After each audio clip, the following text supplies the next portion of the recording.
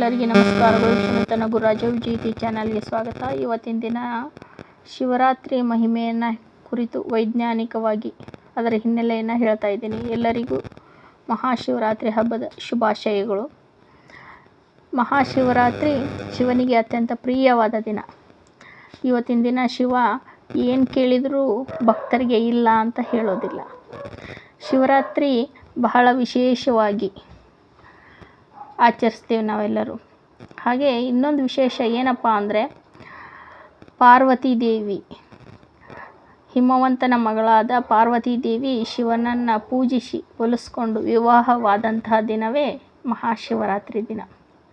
ನೋಡ್ರಿ, ಶಿವರಾತ್ರಿ ದಿನವೇ ಪಾರ್ವತಿ ದೇವಿ ಶಿವನನ್ನು ಮದುವೆ ಆಗ್ತಾಳೆ ಅಂಥೇಳಿ ಶಿವಪುರಾಣದಲ್ಲಿ ಹೇಳಲಾಗಿದೆ.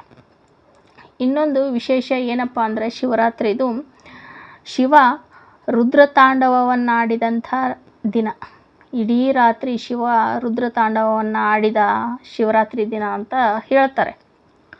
ಇನ್ನೊಂದು ವಿಶೇಷ ಏನಪ್ಪ ಅಂದರೆ, ಸಮುದ್ರ ಮಂಥನ ನೀವೆಲ್ಲರೂ ಕೇಳಿದ್ದೀರಿ. ಸಮುದ್ರ ಮಂಥನ ಕಾಲದಲ್ಲಿ ಉದ್ಭವವಾದಂಥ ವಿಷವನ್ನು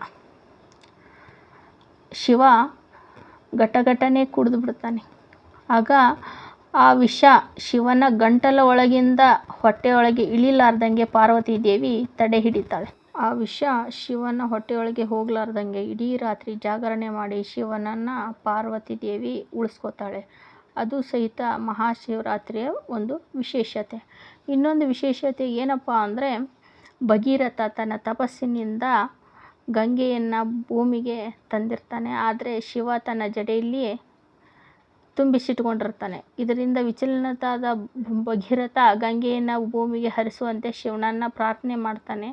ಆಗ ಆತನ ಭಕ್ತಿಗೆ ಶಿವ ಮೆಚ್ಚಿ ಗಂಗೆಯನ್ನು ಹರಿಬಿಡ್ತಾನೆ. ಇದು ಒಂದು ಪುರಾಣದ ಕಥೆಯಾಗಿದೆ. ಇನ್ನೊಂದು ಕಥೆ ಏನಪ್ಪ ಅಂದರೆ, ಶಿವ ಲಿಂಗರೂಪಿಯಾಗಿ ಭಕ್ತರಿಗೆ ದರ್ಶನ ಕೊಟ್ಟಂತಹ ದಿನ. ಇನ್ನೊಂದು ಪುರಾಣದ ಕಥೆ ಇದೆ. ಏನಪ್ಪ ಅಂದರೆ, ವಿಷ್ಣು ಮತ್ತು ಬ್ರಹ್ಮ ಇಬ್ಬರು ನಾನು ಹೆಚ್ಚು ಅಂಥೇಳಿ ಜಗಳ ಮಾಡ್ತಾ ಇರ್ತಾರೆ. ಈ ಜಗಳ ಶಿವನ ಹತ್ರ ಹೋಗುತ್ತೆ. ಇಬ್ಬರಲ್ಲಿ ಯಾರು ಶ್ರೇಷ್ಠ ನೀನೇ ಹೇಳು ಶಿವ ಅಂತಂದಾಗ, ಶಿವ ಇಬ್ಬರ ಅಹಂಕಾರವನ್ನು ಮುರಿದು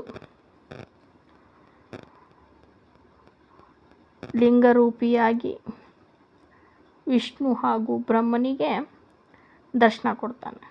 ಇದು ಶಿವರಾತ್ರಿ ದಿನದಂದೇ ನಡೆದೈತೆ ಅನ್ನೋದು ಒಂದು ಪ್ರತೀತಿ. ಹೀಗೆ ಶಿವರಾತ್ರಿ ಹಲವಾರು ಸಣ್ಣ ಸಣ್ಣ ಕಥೆಗಳಿದ್ದಾವೆ.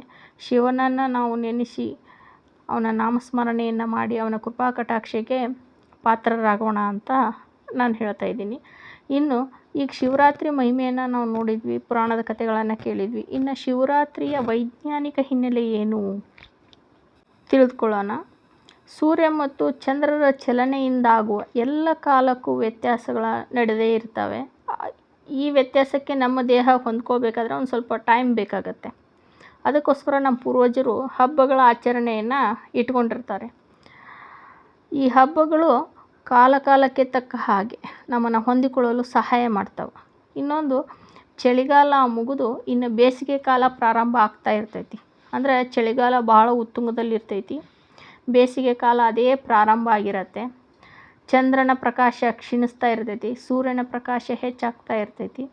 ನಮ್ಮ ಪೂರ್ವಜರು ಇದನ್ನೆಲ್ಲ ಅರ್ಥ ಮಾಡಿಕೊಂಡು ಹಬ್ಬ ಹರಿದಿನಗಳನ್ನು ಅವರು ಆಚರಿಸ್ತಾ ಇದ್ದರು. ಈ ಒಂದು ವ್ಯತ್ಯಾಸಕ್ಕೆ, ಕಾಲದ ವ್ಯತ್ಯಾಸಕ್ಕೆ ನಮ್ಮ ದೇಹದಲ್ಲಿ ಸಾಕಷ್ಟು ಬದಲಾವಣೆಗಳಾಗ್ತವೆ. ಆ ಬದಲಾವಣೆಗಳು ನಮ್ಮ ಆರೋಗ್ಯದ ಮೇಲೆ ಪರಿಣಾಮ ಬೀರ್ತಾವೆ. ಉದಾಹರಣೆಗೆ ನೆಗಡಿ, ಕೆಮ್ಮು, ಶೀತ ಮತ್ತಿತರ ಜಡ್ಡು ಜಾಪತ್ರೆಗಳು ಬರ್ತಾ ಇರ್ತವೆ.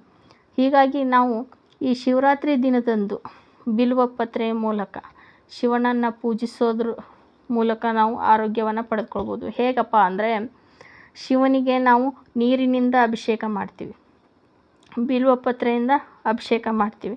ಈ ಬಿಲ್ವಪತ್ರೆಯಲ್ಲಿ ಉಸಿರಾಟದ ತೊಂದರೆಯನ್ನು ನಿವಾರಿಸುವ ಗುಣ ಐತಂತೆ. ಬಿಲ್ವವನ್ನು ಲಿಂಗದ ಮೇಲೆ ಹಾಕುವಾಗ ಅದರ ವಾಸನೆ ನಮ್ಮ ದೇಹದ ಒಳಗೆ ಹೋಗಿ ಅಥವಾ ಅದನ್ನು ಮೂಸಿ ಎಸೆಯೋದ್ರಿಂದ ನಮ್ಮ ಉಸಿರಾಟದ ತೊಂದರೆಗಳು ಹೋಗ್ತವೆ. ಶಿವಲಿಂಗವನ್ನು ವಿಶೇಷ ಕಲ್ಲಿನಿಂದ ಮಾಡಿರ್ತಾರೆ. ಅಂಥ ಶಿವಲಿಂಗದ ಮೇಲೆ ನಾವು ನೀರನ್ನು ಹಾಕಿ ಅಭಿಷೇಕ ಮಾಡೋದರಿಂದ ಶಕ್ತಿ ಹೊರಹೊಮ್ಮಿ ನಮ್ಮ ದೇಹದಲ್ಲಿ ಚೈತನ್ಯ ಬರುತ್ತೆ.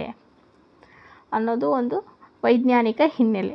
ಇನ್ನೊಂದು ಏನಪ್ಪ ಅಂತಂದರೆ, ನಮ್ಮ ಮೆದುಳಿನಲ್ಲಿ ತರಂಗಗಳು, ಸಕಾರಾತ್ಮಕ ತರಂಗಗಳು ನಮ್ಮಲ್ಲಿ ಪ್ರವೇಶ ಆಗ್ತವೆ. ನಮ್ಮ ಮೆದುಳಿನಲ್ಲಿ ವೈಜ್ಞಾನಿಕ ಅಧ್ಯಯನದ ಪ್ರಕಾರ ಜ್ಞಾನದ ಅವಧಿಯಲ್ಲಿ ಮೆದುಳಿನ ತರಂಗಗಳು ಗಮನಾರ್ಹವಾಗಿ ಬದಲಾವಣೆ ಹೊಂದುತ್ತವೆ ಅಂತ ಹೇಳ್ತಾರೆ. ಉದಾಹರಣೆಗೆ, ಬೌದ್ಧ ಧ್ಯಾನಿಗಳು ನಿಯಮಿತವಾಗಿ ಅವರು ಧ್ಯಾನ ಮಾಡೋದರಲ್ಲಿ ಹೆಚ್ಚು ಸಮಯವನ್ನು ಕಳೀತಾರೆ. ಆವಾಗ ಅಲ್ಲಿ ತೀಟಾ ವೈಶಾಲ್ಯವನ್ನು ಅವರು ಪ್ರದರ್ಶಿಸ್ತಾರೆ.